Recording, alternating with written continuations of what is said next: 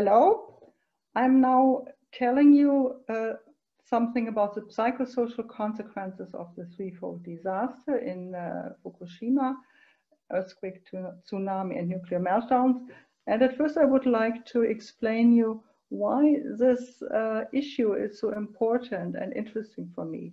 I myself, I'm working as a psychotherapist and a psychiatrist in Germany, and trauma.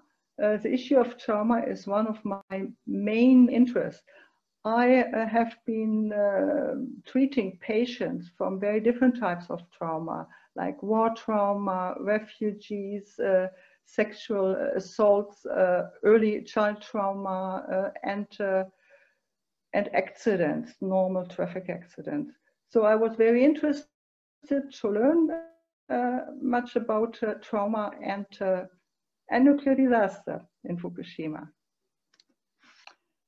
Describing the long-term psychosocial consequences of the nuclear Fukushima catastrophe seems delicate at first glance.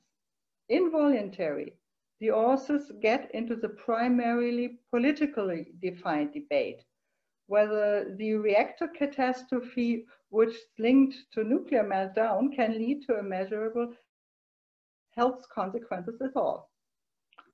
This is an important question. Here, when I ask myself this important question, this last important question, I thought, well, let us compare traffic accidents versus nuclear meltdown. So in the front of this page, you see two pictures of traffic accidents. And on the other side down, you see the Fukushima catastrophe and the Chernobyl catastrophe, the liquidators that make up the cleanup work. And we just heard the sentence that some international bodies say, it is questionable whether a nuclear catastrophe can lead to measurable health effects at all.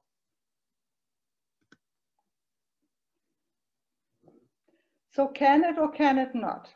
The background of this question is that lobby organizations like the UNSCARE, that means United Nations Scientific Committee on the Effects of Atomic Radiation, and IAEA, and that means International Atomic Energy Agency, these powerful, especially the last one, these powerful UN organizations deny detectable health consequences of low-level radiation. That means radiation between 1 or 0 and 100 millisievert. These two organizations call them negligible. You must keep in mind that of these two organizations, the International Atomic Energy Agency is directly connected with the UN Security Council, is held by the 5 nuclear weapon states. So there might be some direct interest in this question. The recommendation of UNSCARE and IAEA is, first and foremost, psychosocial consequences should be researched as the main consequences of Fukushima disaster. And they argue that the cause for these is not the disaster itself, but so-called radiophobia, an irrational or unnecessary fear of radiation. So let's get to the health consequences of nuclear disasters and traffic accidents and compare them. In case of traffic accidents, there's no doubt at all in the medical scientific community that they can cause both severe physical damage and severe psychological damage, such as post-traumatic stress disorder. Post-traumatic stress disorder is known to occur after traumatic events and situations such as acts of war, torture, sexual assault, natural disasters, or severe accidents. So my question is, why should nuclear disasters not be able to cause real psychological damage? I would rather say it's normal, it's usual. Here we go on to the government communication to the Japanese public. When there's a very severe accident, it is necessary to have a good communication to the public.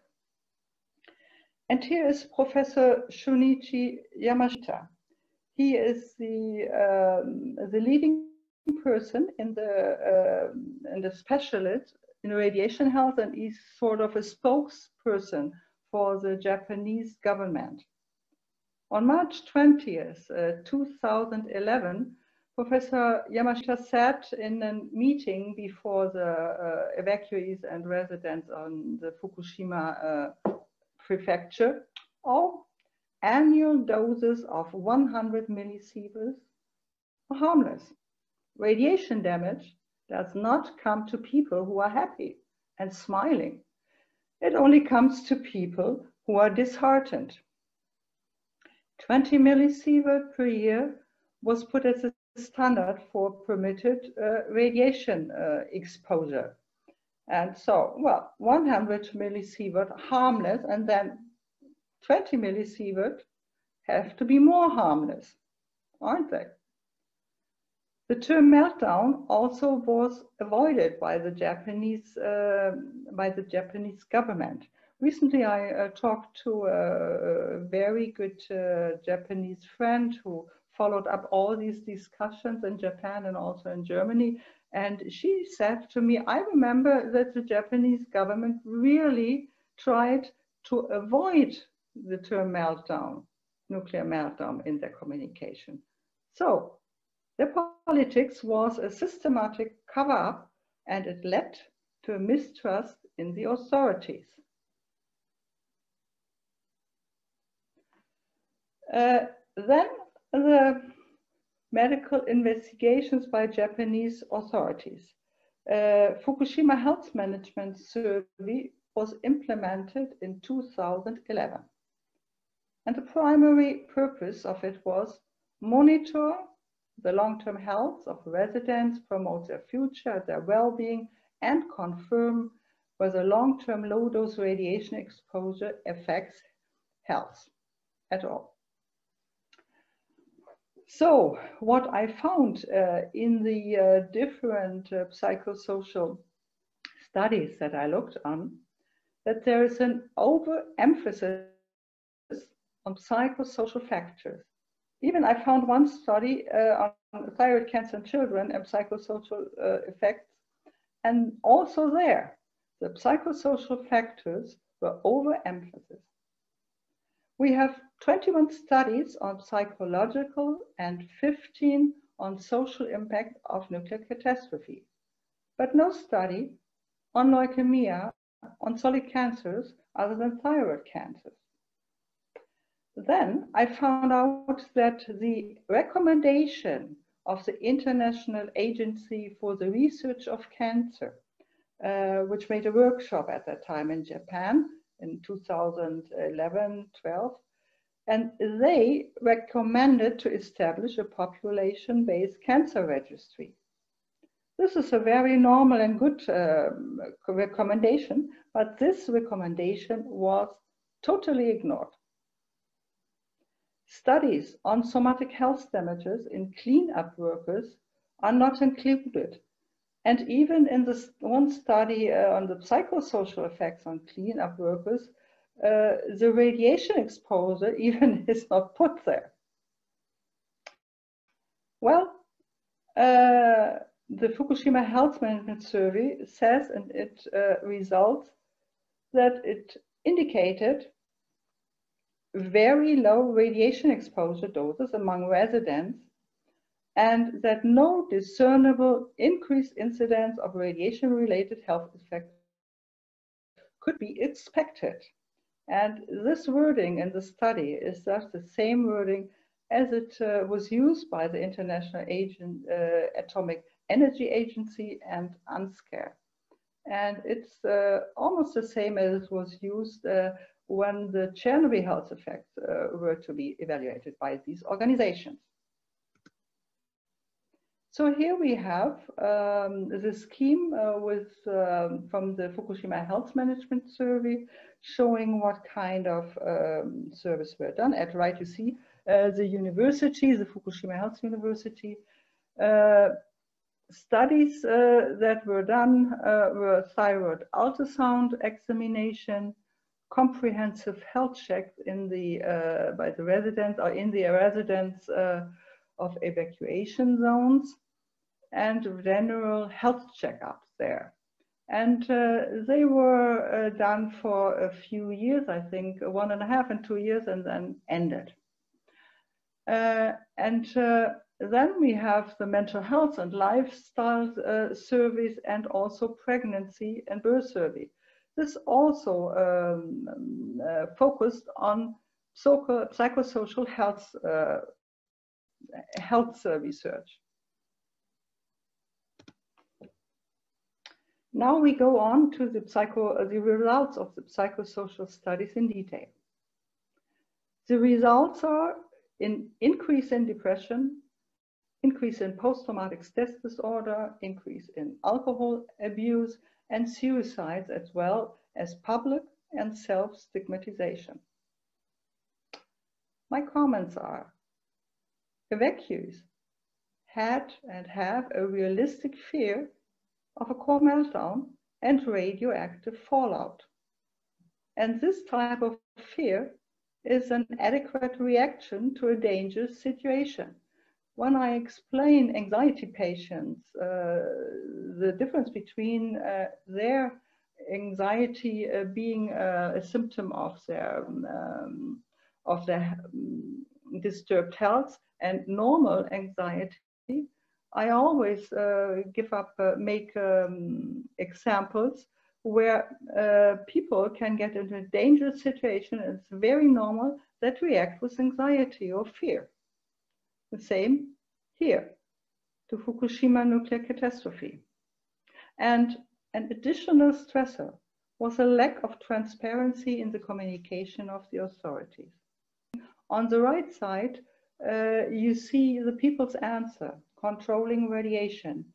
When I went to Fukushima, the prefecture, I went there in 2012, and in 2014 and in 2016, I always saw people going around with these measurement devices.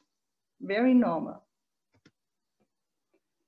Here we have the results of the psychosocial studies in detail. And 3 different questions and markers were looked at: the general psychological distress, post-traumatic stress, and the problem drinking among current drinkers. And in all these studies, we usually find the same. Female people are more affected by psychological distress and post-traumatic distress. Males more by problem drinking or alcohol abuse as a reaction to the stress. And in the first year, 2012, it's relatively high, and then it falls a little bit down in the curves, but stays on a high level on general psychological distress compared to the people in Japan as a whole. Here I brought you an example of the Fukushima catastrophe and suicide story. It's about Fumio Okubo. His age was 102 years, and he lived in Itate. Itate was the province where a lot of outside of the first exclusion zone, but a lot of radioactive air spread there. And when people began to leave this area, his daycare service stopped and trapping him at home. And at the lunchtime, Fumio Okuro learned in the TV that a complete evacuation of the village had been ordered. And he told his daughter-in-law, which is pictured here, "I don't want to leave. I have lived too long. I don't want to leave."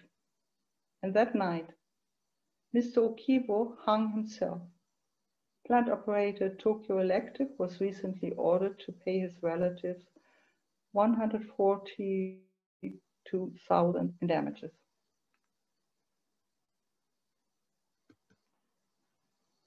There was also a study done in suicide rates in evacuation areas after the Fukushima Daiichi nuclear disaster. The method was monthly statistics between March 2009 and December 2015. Male suicide rates in evacuation areas increased significantly immediately after the disaster, and then again 4 years later. Female suicide rates declined slightly during the first year and then increased significantly over the subsequent 3-year period. And male rates in area where evacuation orders were issued for the total area declined over the course of approximately 2 years, but then began to increase again. It is not easy to interpret these data because a variety of factors are likely responsible for this. For instance, separation from family, sudden job loss, associated loss of status, and loss of social relationships.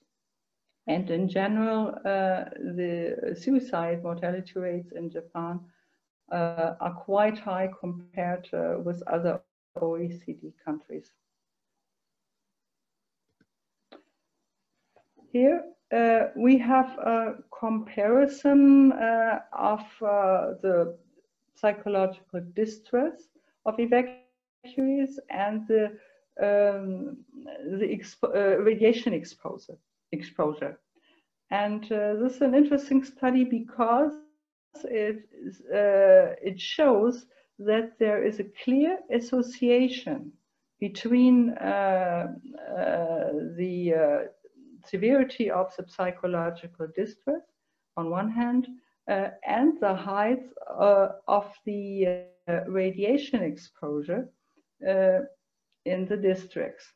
So the most, well, I think I cannot show it here. You have to look a little bit on it, and then you say on the right side in microsievert how much the radiation exposure was and how it corresponds with the same districts where severe psychological distress was measured. Here I put 2 stories again of evacuation. One is Yoshitomo Shigehara. He was a forced evacuee, and he said, "I feel as if time has stopped. I can't go back. I can't make a decision where to live, here or at my hometown." And another voice from Shoko Izukai, she was a voluntary evacuee. "Nobody knew what was happening, and we were just worried. My daughters were suffering from stress, and I didn't know what to do." Then there is a big problem of school bullying of evacuated children and adolescents in Japan. After Fukushima, 199 cases of stigmatization among children evacuated outside Fukushima prefecture were found, and 13 of which were directly related to the evacuation. So what is meant by bullying directly related to evacuation? School bullying is generally a serious problem in Japanese schools. Children who are different are ostracized by the pupils' community. On top of that, the radiated students from Fukushima prefecture get stigmatized because they might get a genetic defect or cancer or mutation. So these radiation victims, like the Hibakusha, are remembered in Japan, and therefore such insults leave deep scars in the souls of the children. Here's an example. A boy who had relocated to Yokohama was beaten and kicked by his classmates in the period from 2011 to 2014.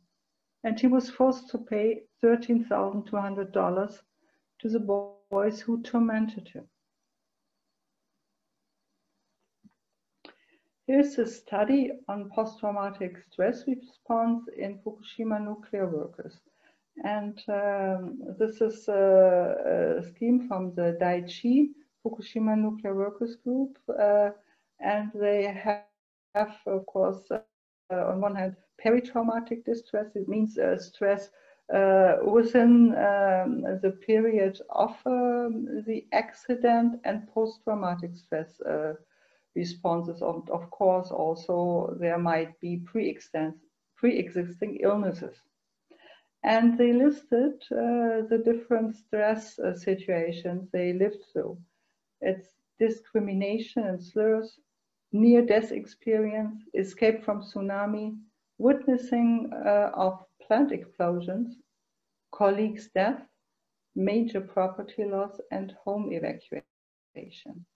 So these are really severe, real experiences that their soul had to deal with. This is very, very hard for people. At last, I looked at the current report of Fukushima Medical University on the psychosocial consequences from the 15th of January this year. And this report confirms the main finding of all these studies: a sharp increase in depression, post-traumatic stress disorder, alcohol abuse, and suicidal acts among adult evacuees over 16 years of age. Although this increase has somewhat regressed in the first years, it is still high and higher than the rates for psychosocial problems and illnesses across Japan as a whole. Of continuing concern is a relatively high rate due to psychosocial distress among elementary and middle school children, both inside and outside the prefecture.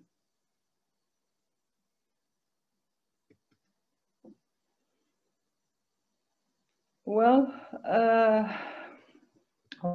what the Fukushima Health Management Survey 10 years after and beyond the Fukushima nuclear disaster says: psychological distress was found to be far greater among people in Fukushima than those in other areas affected by the accident preceding Great East Japan earthquake and the results from tsunami.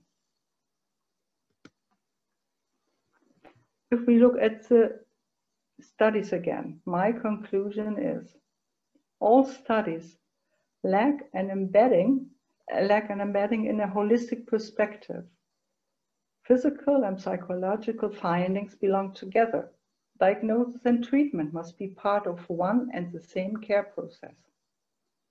Case vignette that illustrate the difficult situations of evacuated population, affected cleanup workers and children would be very important, both for the medical psychological Japanese staff and also for the international professional public. Clinical studies with appropriate holistic study designs could shed light what psychosocial coping mechanisms are appropriate in a society shaped by collective values. The approach of the authorities after Fukushima disaster is similar to post-war situations. People had to cope with terrible injuries, post-traumatic stress and losses without any form of medical recognition of their trauma. This our parents have gone through in Germany after Second World War.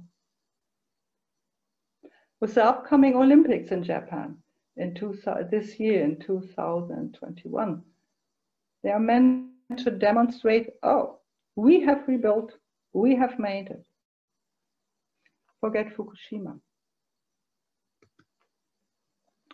I think that people in Japan, a lot of people in Japan, have found their own answer to mitigate psychosocial stress of the Fukushima nuclear catastrophe. On the left side, you see a photograph I have taken from a self-help group of mostly Japanese women, and they met once a week or once in 2 weeks, and they talked with each other about their problems, their fears, and they also ordered not contaminated food from other regions of Japan. Then on the right side above, in a big demonstration anti-nuclear demonstration in Tokyo. A lot of demonstrations have been done by Japanese people in the first years after the catastrophe, not only in Tokyo, but in very many big cities in Japan. And on the lower side, on the right side, you see people that organized a lawsuit that the nuclear reactor you see here in the picture will not start again. But I think these are really wonderful and adequate answers to mitigate psychosocial stress. Thank you very much.